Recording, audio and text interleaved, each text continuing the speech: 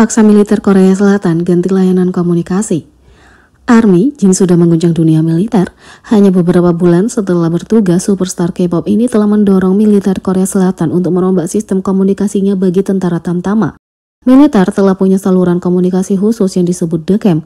Aplikasi ini diluncurkan tahun 2018 oleh perusahaan teknologi Enable Onsoft sebagai platform terintegrasi untuk kebutuhan komunikasi militer, mulai dari pra-pendaftaran hingga pelepasan.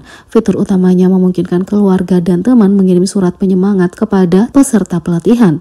Sebelum Jin mendaftar wajib militer, DKEM mengumpulkan 55 juta surat, tapi Jin bukanlah trainee biasa. Sebagai sepertujuh dari BTS sensasi global, ia memimpin basis penggemar besar yang siap membebani infrastruktur DKEM. Aplikasi ini saat ini membatasi pengguna hingga 1.500 karakter per huruf, masuk akal bagi sebagian besar peserta pelatihan, tetapi tidak memuaskan bagi anggota BTS ARMY di seluruh dunia. Batasan karakter bukan satu-satunya tantangan terhadap kemampuan aplikasi. Menurut Enable Onsoft, Jin telah menerima 320.000 surat dari penggemar di DKEM. Sebagai tanggapan, Enable Onsoft segera memperbarui DKEM untuk mengakomodasi tentara selebriti seperti Jin. Mulai Februari 2023, pengguna berbayar dapat mengirim surat dengan panjang tak terbatas kepada idola Tamtama setelah camp pelatihan. Peningkatan lainnya seperti peningkatan fitur komunitas penggemar juga sedang dilakukan. Bagi Enable Onsoft, monopoli komunikasi dengan Tamtama idola adalah strategi bisnis yang cerdas. Perusahaan memperoleh pendataan terutama melalui iklan di DKEM, tapi peraturan yang ketat melarang promosi, permainan, dan perjudian sehingga membatasi potensi komersialnya. Menargetkan fandom fanatik bintang K-pop memungkinkan Enable Onsoft memonetisasi platformnya melalui langganan dan merchandise. CEO Jang Cholin bahkan berencana memanfaatkan kekayaan intelektual Jin untuk barang dan merchandise resmi. Pasar penggemar idola tentara juga memberikan pengaruh bagi ekspansi e-commerce Enable Onsoft. Pasarnya yang tertutup Mall sudah mulai menjual produk-produk militer yang populer. Meningkatkan inventaris dan logistik akan meningkatkan pendapatan secara signifikan. Tapi hal ini tidak akan terjadi tanpa tantangan PR yang berat. Wajib militer di Korea Selatan adalah isu sensitif di tengah perdebatan pengecualian BTS. Oleh karena itu, perlakuan khusus apapun terhadap Jin kemungkinan besar akan menarik perhatian media secara besar-besaran dan berpotensi menimbulkan reaksi publik.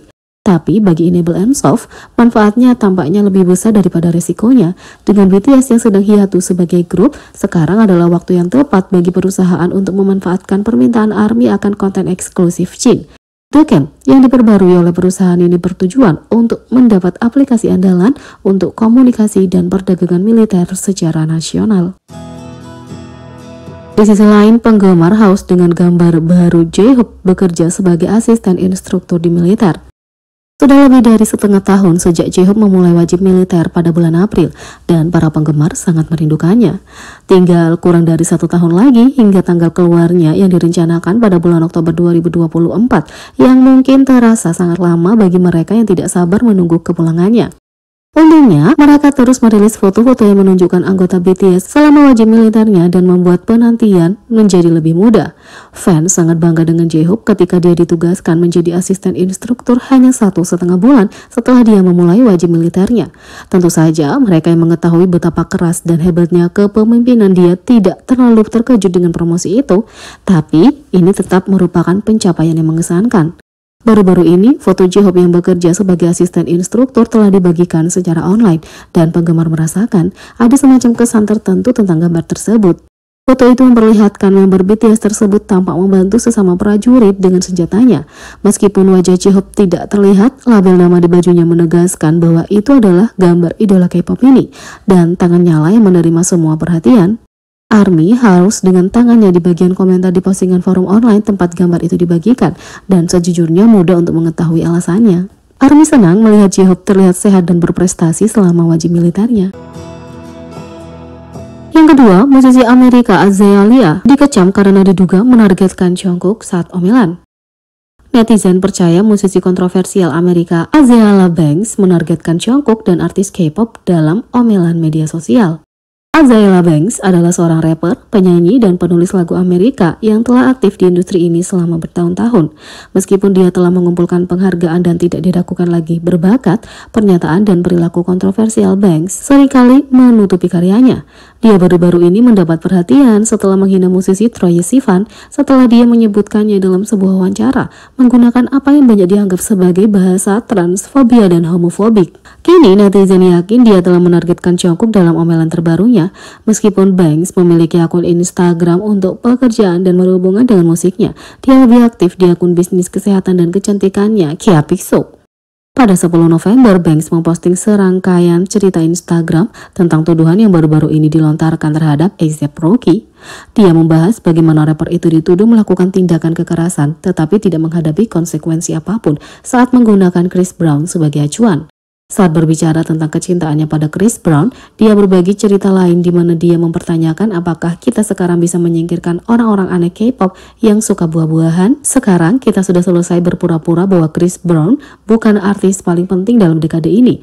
Bisakah kita semua tolong beritahu orang-orang aneh K-pop ini untuk keluar dari sini dengan sepatu bot pemutih putih dan koreo sampah Michael Jackson? Boyband K-pop hanyalah sekelompok twins twerking, kata Bang Azaela. Banyak yang menganggap bagian koreo Michael Jackson sampah dari pesannya sebagai pukulan langsung terhadap Jungkook. Jungkook baru-baru ini merilis album solonya Golden dan video musik untuk Standing Next to You telah membuat banyak orang membandingkan dengan mendiang musisi ini. Anehnya, ini bukan pertama kali Azaela Banks menyebut nama Jungkook. Pada tahun 2021, ia membagikan foto Jungkook dan menceritakan pengalamannya. Netizen bereaksi sangat keras terhadap kata-katanya. Meskipun dia tidak menargetkan Jungkook, komentarnya tentang K-pop dapat dianggap xenofobia. Yang ketiga, ARMY Filipina yang memenangkan lotre bertemu BTS di bandara. Seperti drama Korea sejati, seorang penggemar Filipina menantang segala rintangan dan berhasil bertemu dengan para anggota BTS. Penggemarnya, Marcelino Crespo Jr., mengungkapkan dalam postingan Facebook bahwa dia tidak hanya melihat BTS di Bandara Incheon, tapi juga mendahului mereka dalam antrian. Jadi, ternyata akulah yang memotong antrian di depan BTS bandara di Incheon, kata Marcelino Crespo Jr. Dalam video TikTok yang viral, dia membagikan klip anak laki-laki saat mereka mengantri. Dia sekali lagi mengungkapkan keterkejutan saat melihat boy group tersebut secara langsung. Apakah ini nyata? Aku bertemu BTS di Bandara Internasional Incheon. Untuk menghormati privasi mereka, dia tidak mendekati mereka dan malah memfoto apa yang dia bisa dari tempat duduk. Dia melihat Suga, V, dan J-Hope. ARMY yang melihat postingan memberikan reaksi yang berbeda-beda. Beberapa di antara mereka memberi selamat kepadanya karena sangat beruntung, tapi sebagian besar tidak dapat menahan rasa iri mereka dan banyak dari tanggapan mereka lucu. Mereka mengatakan, "Tolong ungkapkan doamu." Sangat beruntung, yang lain mengatakan, "Minggir, giliranku di sana." Aku sah menangis karena cemburu, yang lain mengatakan, "Kamu seharusnya membawanya pulang. Apa yang kamu lakukan di kehidupan masa lalu hingga menjadi seberuntung ini sekarang?" Yang lain mengatakan, "Seharusnya aku tinggal di Korea Selatan." Jadi, bagaimana menurut kalian tentang ini? Beri komentar di bawah. Klik subscribe, like, share, dan klik lonceng. Sekian video kali ini, sampai jumpa lagi.